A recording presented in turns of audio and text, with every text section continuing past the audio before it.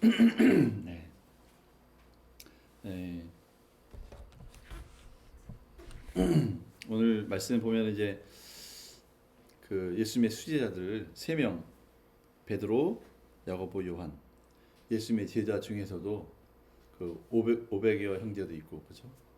그 많은 무리도 있고, 그다음에 12 제자도 있고 한데 그 중에서도 가장 사랑받는 3명의 제자들을 예수님이 변화산으로 데리고 가셨습니다. 그리고 거기서 예수님이 변형되셨죠. 완전히 얼굴에 예전과 같이 그 산 밑에 있을 때 그렇게 땀 흘리고 피곤하고 그런 모습이 아니라 완전히 하늘의 영광의 광채를 이제 나타내셨습니다. 자신을 계시하신 거죠. 그리고 예수님의 옷은 먼지 묻고 그 허름한 옷이 아니라 빛과 같이 빛나는 광채가 나는 옷이 됐습니다. 놀라운 경험을 한 거죠. 이 세 제자들은 거기다가 이제 갑자기 모세에다가 엘리야까지 나타났습니다. 구약의 최고의 선지자이면서 예언자이면서 율법을 받은 인류 역사상 예수님 태어나기 전에 인류 역사상 가장 영광스럽게 하나님을 대면한 모세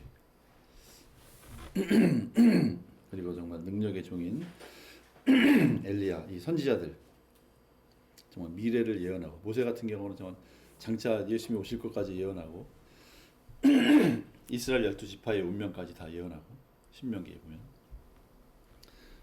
뭐 엄청난 예언과 또 말씀을 가지고 있는 종이었고 또 엘리야는 불의 종으로 그 수많은 선지자 그죠? 800하고 1대 800으로 싸워가지고 완전 대승을 한 어마어마한 능력의 종이었습니다. 이런 종들이 만나서 그 놀라운 영광이 이제 임한 거죠. 그래서 베드로, 요한, 야고보는 이 세상 어떤 사람도 경험해보지 못했던 그 영광의 임재를 맛본 거예요. 하나님의 영광의 임재를. 이 땅에서 우리도 만약에 이렇게 산에 올라갔는데 모세가 나타나고 엘리야 내가 모세다. 그럼 우리는 평생 동안 이것만 울고 먹어도 어마어마한 사역을 하겠죠.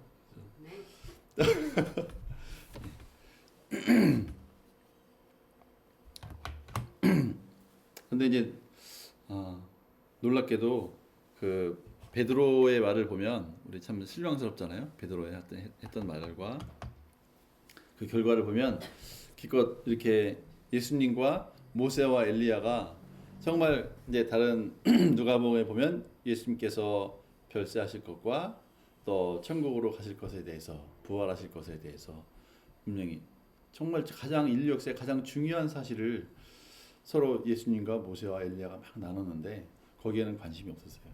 관심이 없고 그냥 갑자기 막 얘기하고 있는 예수님께서 모세하고 엘리야하고 막 얘기하고 있는데 예수님 가가지고 예수님을 툭툭 치면서 예수님 잠깐만요 대화를 방해하면서 제가 하나 좋은 아이디어가 떠올랐는데요. 그래서 제가 보니까 초막 셋을 지었으면 좋겠어요. 뭐 집도 아니고 초막 여기 진짜 원어 그대로 원어에 뭐냐면 텐트예요. 텐트. 그러니까 예수님 위한 텐트, 모세를 위한 텐트, 엘리야를 위한 텐트를 제가 하나씩 다 저 천막 잘 치거든요. 그러니까 천막 하나씩 만들 테니까 여기서 살죠. 이렇게 그런 얘기를 한 거예요. 사실은 베드로가 하고 싶은 말이 하나 더 있었겠죠. 그 옆에 제 것도 하나 조그맣게 좀 줄 테니까 우리 같이 살아요. 이렇게 말하고 싶었겠죠. 그때 이제 5절 말씀 같이 한번 읽어보겠습니다. 5절 시작. 말할 때 호련히 빛난 구름이 그들을 덮으며 구름 속에서 소리가 나서 이르시되 이는 내 사랑하는 아들이요 내 기뻐하는 자니 너희는 그의 말을 들으라 하시는지라. 그러니까 지금 이 예수님의 제자들, 세 제자들 그리고 특히 베드로는 이 세상에 어떤 인간도 경험하기 어려웠던 놀라운 하나님의 영광의 임재 한가운데 있었던 거예요. 저 변호산 높이 올라가서 세상 사람들은 감히 오지도 못한 그런 장소에서 물론 아무도 안 나타나도 예수님과만 혼자 산속에만 들어가도 이건 엄청난 영광이잖아요. 그런데 그렇게 들어갔는데도 불구하고 거기다가 하늘의 영광의 임재가 확 임해가지고 막 빛이 옷에 막 빛이 환하게 예수님의 옷에 빛이 나고 거기다가 모세도 최고의 선지자 예언자들이 나타나서 또 엘리야 나타나서 같이 대화하고 이런 누구도 경험할 수 없었던 경험을 한 거예요. 그런데 이제 놀라운 사실은 그렇게 놀라운 영광의 임재가 한가운데 있었는데도 불구하고 베드로의 생각은 하나도 안 바뀌었어요. 어떻게 그 놀라운 영광의 임재 가운데 들어 있었는데 베드로는 생각이 하나도 안 바뀔까요? 좀 거룩한 성령의 임재가 임하고 영광이 딱 임하면 생각이 좀 바꿔야 될 거 아니에요. 예수님처럼. 근데 예수님 생각, 내 생각 따로 노는 거죠. 그러니까 하나님이 듣다 못하니까 갑자기 하늘에서 말씀하시는 거예요. 도저히 내가 가만히 있으면 안 되겠다. 그래서 말씀하신 거잖아요. 하늘에서 특히 구름 속에 구름은 여기서 영광의 임재를 말하는 카보드.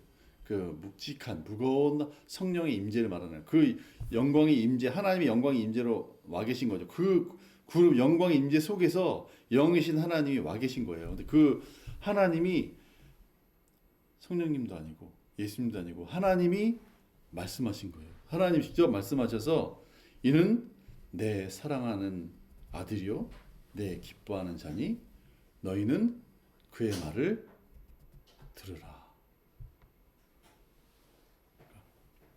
어떻게 성령의 임재를 그렇게 영광의 임재를 경험하고 최고의 선지자와 또 모세를 이렇게 만났는데도 불구하고 그렇게 생각이 똑같을까요? 그러니까 좀 예수님이 하시는 말씀을 예수의 내 사랑하는 내 아들 기뻐하는 내 아들의 말 좀 들어봐라 이렇게 말씀하신 거죠. 그래서 결국에는 문제는 사람의 마음인 것 같아요. 아무리 놀라운 영광의 임재를 우리가 체험해도 사람의 마음은 안 바뀝니다. 경험해도 내가 바뀔 생각이 없으면 안 바뀌어요. 그죠? 아무리 진짜 이렇게 모세를 만나고 엘리야를 만나도 내가 바꿀 생각이 없어요. 내 생각을. 그러면 사람은 안 바뀝니다. 왜냐하면 하나님은 사람을 자유의지를 가진 놀라운 존재로 만드신 거예요.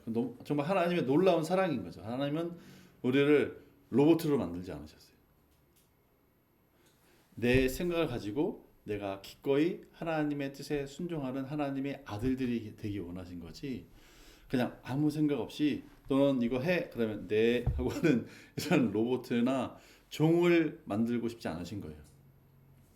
아들로서 자기 의지를 가지고 마치 예수님처럼 기쁘게 하나님이 십자가를 지라고 해도 네 저는 사실 십자가를 지고 싶지 그 잔을 마시고 싶지 않지만 그래서 이 잔을 내게서 옮겨주시면 좋겠지만 그래도 내 원대로 마시고 아버지께서 마시기 원하시면 저는 마시겠습니다 하는 그런 순종의 자리로 우리가 나아가기를 하나님은 기대하시는 거죠.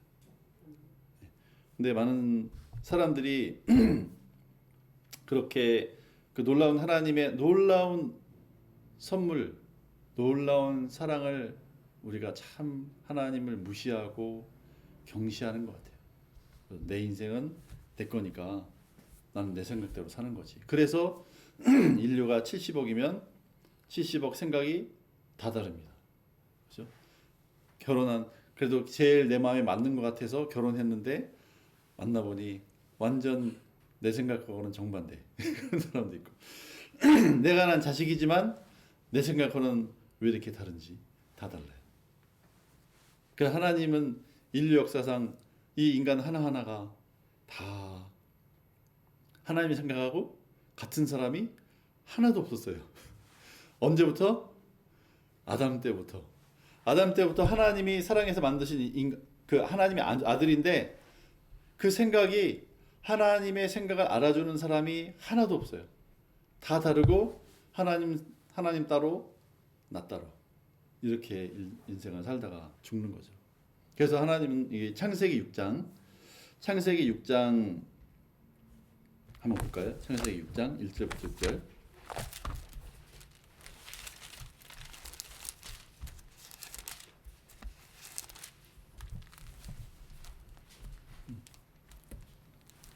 창세기 6장 1절부터 6절 한번 쭉 읽어보겠습니다. 시작. 사람이 땅 위에 번성하기 시작할 때 그들에게 딸들이 나니 하나님의 아들들이 사람의 딸들의 아름다움을 보고 자기들이 좋아하는 모든 여자를 아내로 삼는지라. 여호와께서 이르시되 나의 영이 영원히 사람과 함께하지 아니하리니 이는 그들이 육신이 됨이라. 그러나 그들의 날은 120년이 되리라 하시니라. 네. 그러니까 네, 여기까지만 읽죠. 그러니까 사람이 어떤 상태로 갔냐면 그냥 그들이 육신이 된 거예요. 그래서 6절도 같이 읽겠습니다. 5절, 6절 같이 읽겠습니다. 시작. 여호와께서 사람의 죄악이 세상에 가득하고 그의 마음으로 생각하는 모든 계획이 항상 악할 뿐임을 보시고 땅 위에 사람 지으셨음을 한탄하사 마음에 근심하시고. 그러니까 하나님은 사람의 마음을 다 보시잖아요. 한 사람 다 봤더니 어떻게 한 사람도 내 마음에 맞는 사람이 없는 거죠. 그리고 항상 생각하고 뭔가 계획하는데 생각하고 계획하는 게 다 악해요. 그래서 하나님이 사람을 땅에 지으신 것을 이제 후회하셨습니다. 그래서 그 사람을 내 영이 다시는 사람과 함께하지 아니하리라. 그래서 하나님의 영을 사람에게서 거두신 거예요. 더 이상 사람에게는 하나님의 영이 없어요. 그리고 하나님은 하나님의 영이 없기 때문에 하나님께서 이 지구에 홍수로 싹 쓸어버리셔도 아프지가 않아요. 왜냐하면 하나님의 영이 없기 때문에. 왜냐하면 하나님의 영이 있는 자들이 하나님의 아들이잖아요. 하나님의 자녀가 아닌 거예요. 더 이상 하나님의 영이 없기 때문에. 하나님의 영이 더 이상 있을 수가 없어요. 왜냐하면 그 마음의 생각이 항상 악하기 때문에. 그래서 하나님 온 지면에 있는 모든 사람을 다 쓸어버리셨어요. 그런데 사람들부터 어떻게 하나님 저렇게 잔인하시나 이렇게 생각할 수 있지만 우리는 짐승을 죽이잖아요. 짐승에게는 하나님의 영이 없기 때문에 하나님은 아무리 사람이 평생 돼지를 몇 마리를 잡아먹겠습니까? 사람이 그렇게 잡아먹어도 우리가 죄인이 아니죠. 그런 많은 생명을 죽여도. 그러게 그 생명은 그냥 하나님의 영이 없는 식물의 생명이나 동물의 생명이나 차이가 없는 거예요. 그런데 이제 사람에게 하나님의 영이 있을 때면 다른 거죠. 왜냐하면 하나님의 영이 있을 때는 그것은 하나님의 자녀이기 때문에 함부로 죽일 수. 그래서 하나님은 살인하지 말라 말씀하셨지 동물을 죽이지 말라 말씀하지 않았어요. 그죠? 네, 불교에서는 헷갈리게 살생하지 말라 이렇게 말해요. 그러면 풀은 왜 뜯어 먹어요? 풀은 생명 없나요?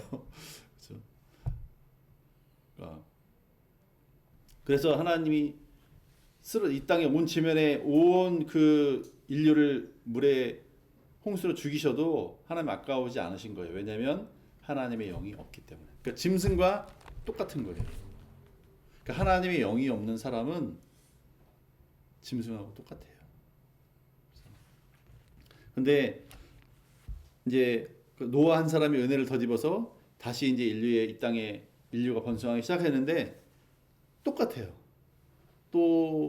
그래서 하나님은 이제 아브라함을 통해서 새로운 구원의 길을 여신 거죠.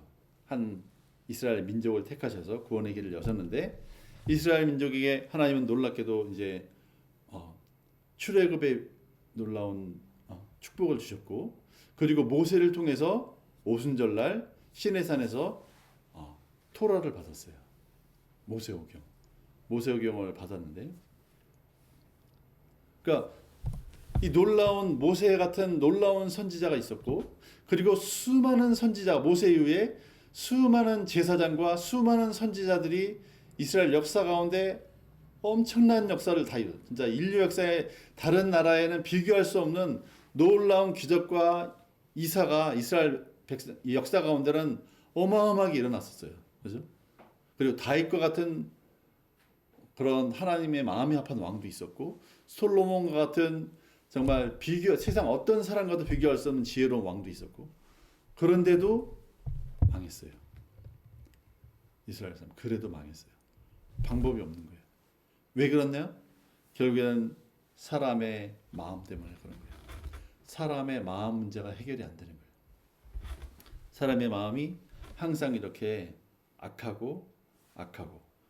그래서 우리 이제 십계명에 보면 간음하지 말라 이렇게 말씀하셨잖아요. 출애굽기 20장에 보면, 그러니까 하나님은 구약에서 간음하지 말라 하고 행위를 하지 말라 그랬어요.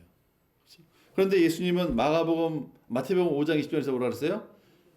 여자를 보고 음욕을 품는 자마다 이미 마음에 간음하였느니라. 그러니까 구약의 법은 행위를 다뤘는데 예수님은 오셔서 마음을 다루신 거예요.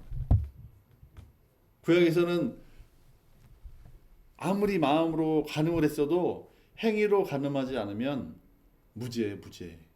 아무 죄가 없어요. 그런데 예수님한테 걸리면 이제 한 번만 보고 여자를 보고 음욕을 품었다, 아니면 여자가 남자를 보고 음욕을 품었다, 그러면 이제 끝나는 거예요. 해결할 방법이 없는 거죠. 예수님은 이 마음을 해결하려고 오셨습니다. 그래서 구약에서 보면 다윗도 시편 51편에서 내 속에 정한 마음을 창조해 주세요. 그렇잖아요. 정결한 새 마음을 좀 나에게 새롭게 좀 해주세요. 이게 다윗의 부르짖는 기도였죠. 그래서 하나님이 이제 우리가 잘 아는 에스겔서 36장 26절에서 새 언약을 우리에게 약속하셨잖아요. 우리 에스겔서 36장 26절 27절 말씀 한번 보겠습니다.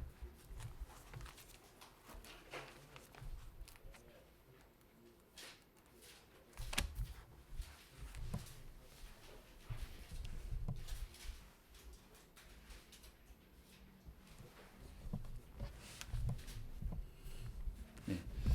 36장 26절 27절 에스겔서 36장 26절 27절 같이 읽겠습니다. 시작. 또 새 영을 너희 속에 두고 새 마음을 너희에게 주되 너희 육신에서 굳은 마음을 제거하고 부드러운 마음을 줄 것이며 또 너희 속에 두어 너희로 내 율례를 행하게 하리니 너희가 내 규례를 지켜 행할지라. 그러니까 하나님은 여기서 이제 새 언약을 맺으시는데, 이전의 방법으로는 마음의 문제를, 왜냐하면 율법으로는 마음의 문제를 해결 못하는 거예요. 그래서 하나님은 이제 내 성령을 너희 속에 넣어주고 그로 인해서 새 마음을 갖게 해줄 것이다. 그래서 마음을 새롭게 해줄 것이다 하는 약속을 이제 새 언약을 하신 거예요. 그래서 마음을 변화시키기 원하신 거죠. 왜냐하면 마음이 변화되지 않으면 영광의 임재가 이렇게 와도, 아까 베드로가 변화산에서 그 놀라운 영광의 임재가 아무리 임했어도 마음이 변화가 안 되면 하는 말이 똑같은 거예요. 하는 행동도 똑같은 거예요. 변화산에서 내려왔어도 베드로는 똑같았어요. 그렇죠? 내려와서도 여전히 큰 소리 치고 주는 그리스도요 살아계신 하나님의 아들이시니다 고백을 하고도 뭐예요? 또 욕먹 헛소리에서 십자가에 죽으신다고 하니까 그리 마옵소서 했다가 욕먹고, 그죠?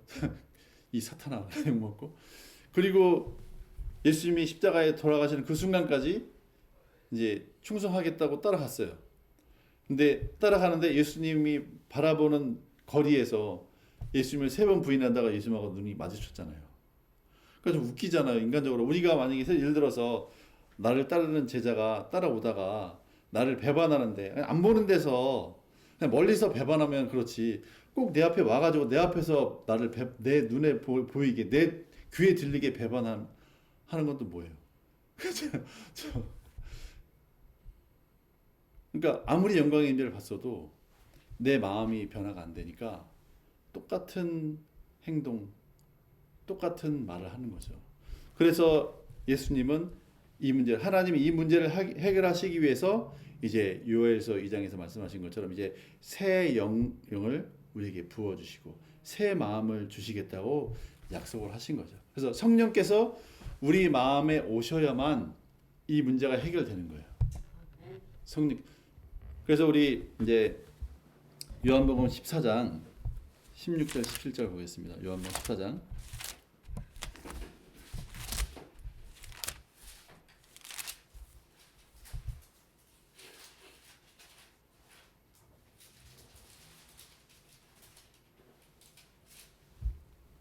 네, 16절 17절 시작.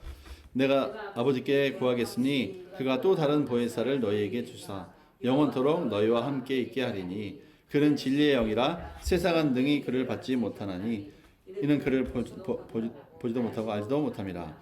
그러나 너희는 그를 아나니 그는 너희와 함께 거하시며 또 너희 속에 거하게 계시니라. 예수님이 이제 내가 가면 다른 보혜사는 예수님하고 똑같은 지혜와 능력을 가지신 다른 돕는 자, 다른 헬퍼를, 카운셀러를 내가 가서 대신 보내주겠다. 이렇게 약속을 하신 거예요. 근데 나는 너희 안에 있지 못하고 너희 옆에서 같이 이렇게 했지만 그 다른 보혜사는 너희 옆에도 있고 너희 안에 있을 것이다. 이게 놀라운 비밀인 거죠. 그 보혜사는 이제 우리 안에 들어오시는 거예요. 그래서 내 안에 계신 그 성령님을 우리가 알고 그 성령님의 인도함을 받는 삶을 살 때에만 이제 우리의 삶이 변화되는 거예요. 마음도 변화되는 거죠. 그래서 이게 우리의 마음이 성령님께 순종해야겠다. 성령의 음성을 듣고 성령께서 인도하시는 대로 살아야겠다 하고 내가 스스로 나를 주님께 드리지 않으면 내 마음은 아무리 해도 변화가 안 됩니다. 내가 딱 닫아버리면 내 마음은 변화가 안 돼요. 내가 내 안에 와 계신 성령님이 말씀하시고 인도하시는 대로 내가 따라가겠다 이렇게 생각. 그러니까 성령님은 이게 파라클레이토스인데 이 단어는 상담자도 되고 돕는 자도 되고 변호사도 돼요. 그러니까 모든 면에서 나를 도와주시는 거예요. 물질적인 후원자도 되고 모든 면에서 나를 돕는 면이에요.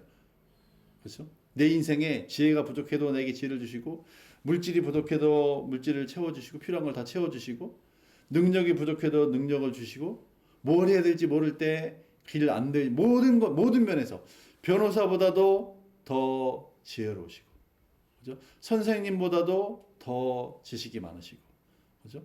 힘이 센 보디가드보다도 더 능력이 많으신 분이세요. 그분이 어디 계신다고요? 네, 내 안에 계십니다. 내 안에.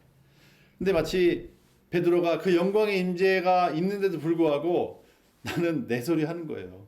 예수님이 막 십자가에 죽으시고 부활하실 것에 대해서 모세와 엘리야와 막 놀라운 얘기를 하고 있는데도 그래서 하나도 안 들어가고 내가 초막을 짓겠습니다 이런 소리만 하는 거예요. 그래서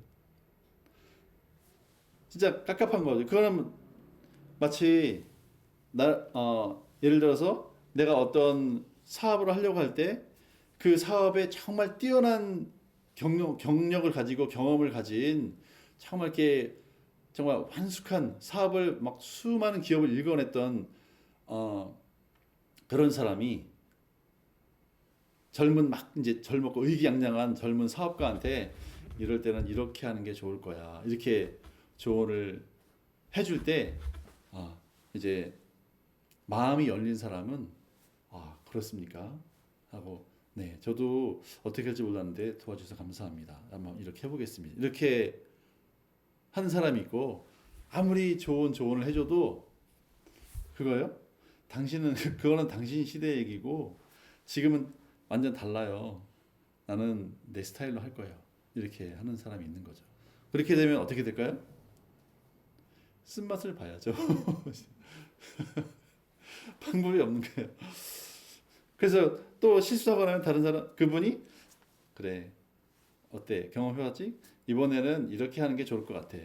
그러면 네 알겠습니다. 지난번에는 실패했는데 이번에 한번 해보죠. 그래야 되는데 지난번에는 제가 약간 잘못한 것 같아. 이번에 한번 제 스타일로 이렇게 한번 또 해보죠. 더 해보고 계속 내 스타일로 내 생각으로 막 하다 보면 이제 실패하는 거죠. 인생 실패하고 그게 인생의 모든 분야에서 마찬가지 같아요.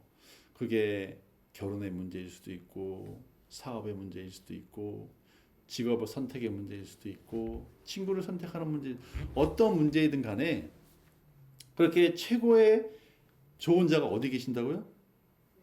네, 내 안에 계시는데 내가 그분께 마음을 열 생각이 없고 그분이 말씀하셔도 들을 생각이 없으면 아무리 영광의 임재가 이 세상에 어느 누구도 경험하지 못했던 그 변화산의 영광의 임재 예수님과 모세와 엘리야가 대화하는 그 얘기를 들어도 마음은 하나도 안 변했던 베드로처럼 우리도 그 영광의 성령께서 내 안에 이미 와 계시는데도 불구하고 그 성령의 인도하심을 받을 생각이 없다면 그분께 순복할 생각이 없다면 성령님은 슬퍼하시는 거죠. 그리고 실제적으로 내 인생에는 아무 도움이 안 돼요.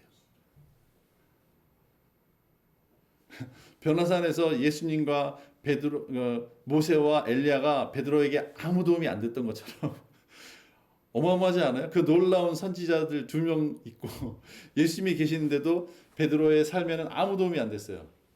물론 나중에 성령께서 오시고 나서 변화됐죠. 지금도 마찬가지. 지금 우리도 성령께서 그 영광의 성령께서 내 안에 와 계신데도 불구하고 내가 그분께 마음을 열고 내 생각이 있지만 내가 이렇게 생각했는데 내가 사람이 이렇게 생각하는 데는 다 원인이 있어요.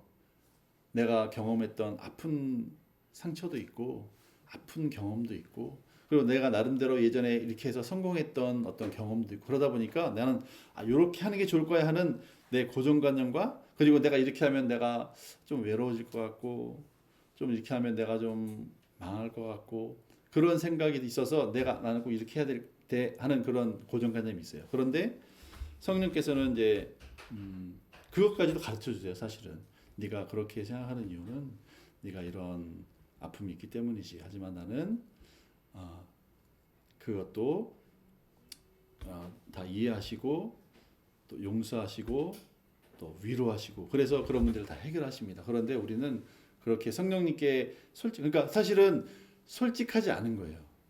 우리의 마음이 성령님께 솔직하지 않아요. 다 내놓으면 다른 사람에게도 내놓으면 뭔가 부끄럽고 창피하고 좀 자존심 상하고 그래서 말 못 하잖아요. 속에 있는 말을. 근데 사실은 그런 내 마음의 태도가 성령님께도 똑같아요.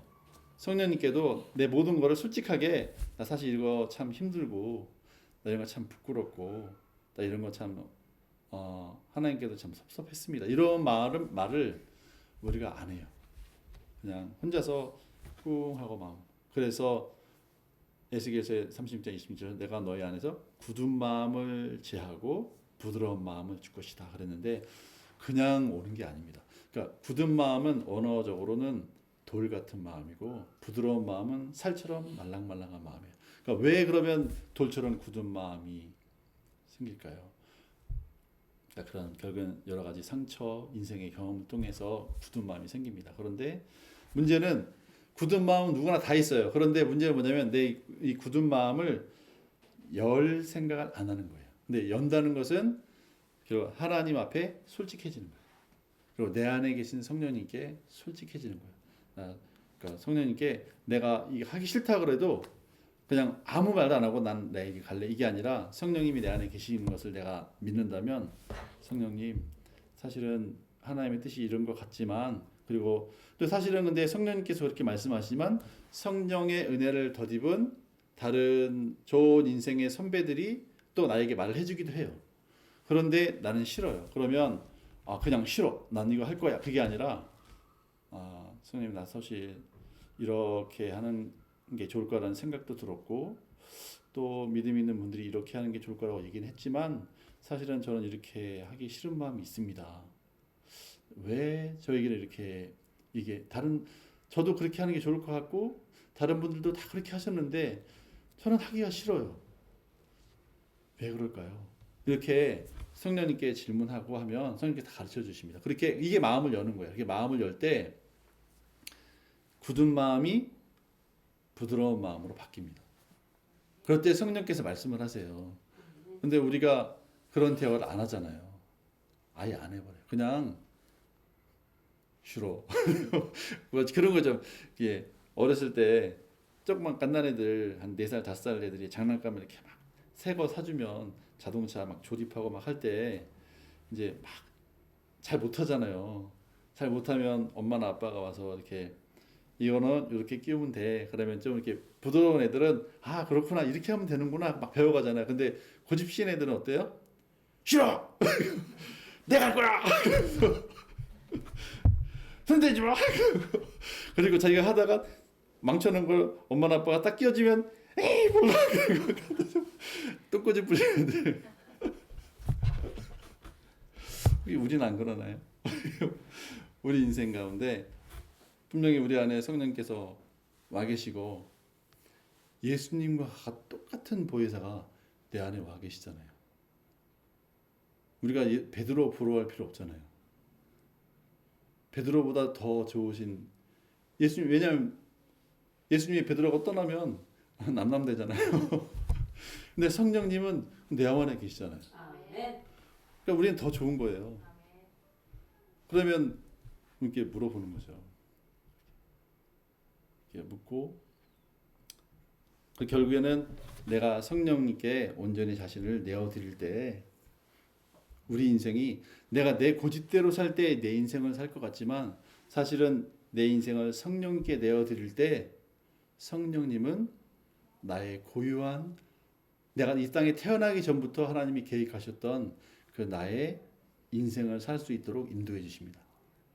성령님은 모든 사람을 똑같이 하시는 게 아니라 하나님은 한 사람 한 사람 두신 놀라운 계획과 뜻이 다 있잖아요. 근데 그 놀라운 뜻과 계획은 오직 성령님께서만 아시고 성령님께서만 한 사람 한 사람을 다 인도하실 수 있잖아요. 그러니까 그 성령님의 인도하심을 받읍시다. 네. 그래서 로마서 8장 7절에서도 육신의 생각은 사망이요. 육신의 생각이 뭐예요?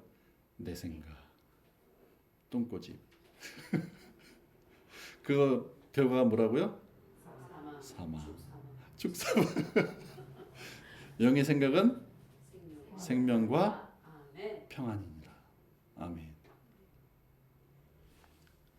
참 놀라워요. 사람이 인류 지금 현재만 해도 70억 인구가 있는데 생각 다 다르잖아요. 근데 그런 사람을 하나님은 예수 그리스도 성령을 통해서 예수 그리스도 안에서 한 마음으로 묶으실 수가 있어요. 그죠? 돈으로 묶이는 사람도 있긴 있더라고요. 돈으로 묶었다가 깨지면 원수 되는 거죠.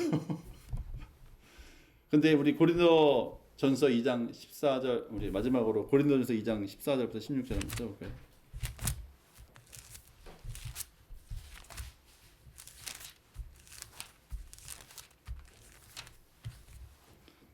고린도전서 2장 14절부터 16절 시작. 육에 속한 사람은 하나님의 성령의 일들을 받지 아니하나니 이는 그것들이 그에게는 어리석게 보이며 또 그는 그것들을 알 수도 없나니 그러한 일은 영적으로 분별되기 때문이라. 신령한 자는 모든 것을 판단하나 자기는 아무에게도 판단을 받지 아니하느니라. 누가 주의 마음을 알아서 주를 가르치겠느냐. 그러나 우리가 그리스도의 마음을 가졌느니라. 네. 우리 안에 이미 그리스도의 마음이 있습니다. 그리스도의 마음을 이미 주셨어요. 그것이 새 마음입니다. 하나님께서 약속하신 예수님의 십자가의 죽으심과 부활을 통해서 우리에게 새 마음을 주신 것이 바로 그리스도의 마음. 우리가 누가 하나님의 마음을 알겠습니까? 근데 그리스도는 하나님의 마음을 알고 순종하셨잖아요. 근데 그 그리스도의 마음이 성령을 통해서 우리 안에 와 계시는 거예요. 그래서 그 성령님에게 온전히 내 삶을 내어드릴 때, 순종하고 살 때, 그러면 그분의 영광이 내 존재에 들어오는 거죠. 아멘. 그리고 내 삶 가운데 내 이 땅에 태어나기 전부터, 이제 우리가 이 땅에 응애도 아니에요. 어머니 뱃속에 딱 착상이 되기 전에도 우리는 있었잖아요. 몸은 없었지만 우리의 존재는 이미 어머니의 뱃속에 잉태되기 전에 우리의 존재는 이미 있었습니다. 그리고 하나님의 거룩한 그 영광의 섭리 가운데 부모님을 통해서 이 땅에 우리가 태아로 잉태가 되고 이 땅에 나오게 되는 거죠. 그리고 이 땅에서 그 오직 성령을 통해서만 우리가 이 땅에 착상되기도 전에 있었던 그 하나님의 뜻과 계획, 우리 에베소 1장에 잘 나오잖아요. 창세전에 이미 하나님이 우리의 인생을 계획하셨다고 그랬잖아요. 그 놀라운 계획이 어떻게 사람이 그걸 알겠습니까? 오직 하나님만 아시고 성령을 통해서 우리에게 알려주시고 우리가 그리스도의 마음을 갖고 성령님과 교제하고 성령님께 내 인생을 내어드리고 어떤 말씀을 하시든 순종하고자 우리가 결단할 때 하나님 우리를 놀라운 인생 향로로 인도하실 줄로 믿습니다. 아멘. 그 영광이 저와 여러분에게 충만하기를 주 여러분으로 축원합니다. 아멘. 자, 기도하겠습니다. 하나님 감사합니다. 저희가 내 안에 와 계신 성령님의 인도하심과 말씀에 귀 기울이고 또 어떤 말씀을 하시든 순종하고자 하는 분명한 변화된 마음을 가지고 주님 앞에 나아가기 원합니다. 이 시간 성령께서 말씀하여 주시고 우리에게 놀라운 계시로 임하여 주시옵소서. 감사하며 예수님 이름으로 기도합니다. 아멘. 주여 한번 부르시고 기도하시겠습니다. 주여! 주님 감사합니다. 주님 감사합니다. 주님 놀라운 주님의 은혜를 인하여서 감사합니다. 내 안에 계신 성령님 감사합니다. 라케날라카바 레케날라카라 레케날라카바 주님 감사합니다.